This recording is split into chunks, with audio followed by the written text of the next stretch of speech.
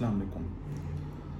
तो आज जो है हम डिस्कस करेंगे वर्टाइगो की, चक्कर आने की एक और जो वजह होती है मीनियर्स डिजीज़ के बारे में।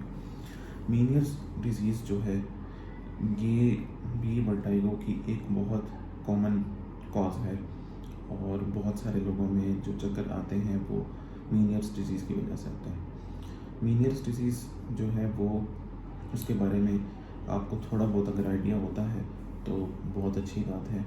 उसमें 3 चीज़ें जो है आपने जहन में रखनी है। एक तो इंसान को चक्कर महसूस होते हैं, जैसे मैंने पहले बताया था कि चक्कर कैसे होते हैं, क्या होते हैं, उसके लिए आप मेरी जो पिछली से पिछली वीडियो है वो देखें। और इसके अलावा कानों के अंदर शोर होना, इंसान को ये महसूस होता है कि कानों के अंदर सीढ़ियाँ बज रही हों। तीसरी चीज़ जो है वो ये है कि कान जो है वो इंसान के बारी बारी से उसको लगते हैं या कान बंद बंद से महसूस होते हैं या उसको सुनने में दिक्कत महसूस होती है। तो ये 3 चीज़ें जो है वो पेशेंट को हो सकती हैं। इन तीनों चीज़ों के साथ मरीज़ हमारे पास आते हैं तो हम उसकी मज़ीद तशख़ीस करते हैं, वर्टाइगो के टेस्ट वगैरह करते हैं, फिर हम उससे अंदाज़ा लगाते हैं कि इस मरीज़ को आया मीनियर्स डिजीज़ है या कोई और बीमारी है। मीनियर्स डिजीज़ के हवाले से जो है हमें कुछ टेस्ट भी करवाने पड़ते हैं। स्पेशली जो सबसे इम्पोर्टेंट टेस्ट है वो है प्योर टोन ऑडियोमेट्री। फिर मीनियर्स डिजीज़ के हवाले से जो एक इम्पॉर्टेंट बात है वो ये है कि बाज़ लोग, ज़ाहिरी बात है, जब उनको चक्कर आते हैं और कान में शोर भी हो रहा होता है तो उनको बहुत जो है एंजाइटी होना शुरू हो जाती है, वो परेशान हो जाते हैं कि ये क्या हो गया उनको, या हो सकता है कि कहीं दिमाग में कोई रसौली तो नहीं बन गई या दिमाग का कोई कैंसर वगैरह तो नहीं हो गया या फालिज का अटैक तो नहीं होने वाला। तो उनको हम ये रीअश्योर करते हैं कि ऐसी कोई बात नहीं है, ठीक है।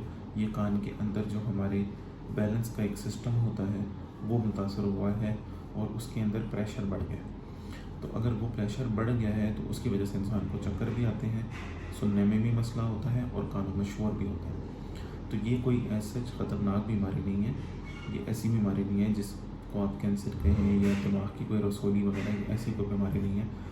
ये मरीज़ को हम लाजमी बताते हैं।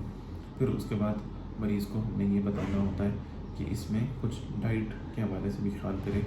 जैसे ब्लड प्रेशर के में मरीज़ों को हम कहते हैं कि नमक कम खाएं, इसी तरह मीनियर्स डिजीज़ के मरीज़ को भी हम बाज़ औक़ात कहते हैं कि वो नमक का इस्तेमाल जो है वो कम करें। बाकी अपनी डाइट वगैरह नॉर्मल रखें, अच्छी रखें। और इसके अलावा हम मरीज़ को कुछ दवाइयाँ देते हैं जिससे कान के अंदर जो प्रेशर जो बढ़ रहा होता है वो कम हो सके। तो वो जब प्रेशर कम हो जाता है तो मरीज़ के सिम्टम्स ऑटोमेटिकली ख़त्म हो जाते हैं। दूसरी जो मीनियर्स डिजीज़ के हवाले से इम्पोर्टेंट बात है वो ये भी है कि बाज़ मरीज़ जो है वो दवाई अगर प्रॉपर इस्तेमाल ना करें तो ये मीनियर्स डिजीज़ का मसला ऐसा होता है कि ये दोबारा भी हो जाता है। तो मरीज़ को जो है हम एक कोर्स करवाते हैं पूरा, ताकि ये बीमारी ज़्यादा अरसे तक ना रहे। अगर मरीज़ जो है वो प्रॉपर मेडिसिन नहीं लेता और दवाइयों का इस्तेमाल प्रॉपरली नहीं करता तो ये बीमारी बढ़ भी सकती है, ये प्रेशर बढ़ भी सकता है, जिसकी वजह से मरीज़ जो है वो उसकी समात वगैरह मज़ीद मुतासर हो सकती है। और समात बाज़ औक़ात इतनी ज़्यादा भी मुतासर हो सकती है कि उसको आला समात इस्तेमाल करने की ज़रूरत पड़ सकती है। तो इसलिए जो डॉक्टर आपको मीनियर्स डिजीज़ की ट्रीटमेंट दे तो वो आपको जिस तरह से हिदायत दें उस तरह से आप इस्तेमाल करें, क्योंकि इसमें रिकरेंस के चांसेस बहुत ज़्यादा होते हैं।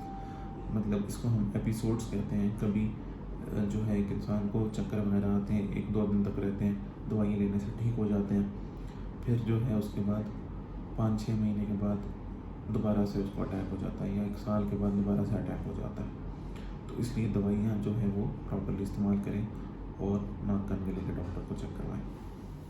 तो ये कुछ मोटी मोटी बातें थी अबाउट वर्टाइगो और चक्कर के हवाले से, और इसमें जो 2 इसके कॉमन कॉजेज़ हैं उनके बारे में मैंने आपसे डिस्कशन की। इसके अलावा भी अगर आप किसी और कॉज के बारे में कुछ मालूमात लेना चाहें या वर्टाइगो के हवाले से आपके कोई और सवालात हों तो आप कमेंट सेक्शन में पूछ सकते हैं। तब तक के लिए अल्लाह हाफ़िज़, थैंक यू।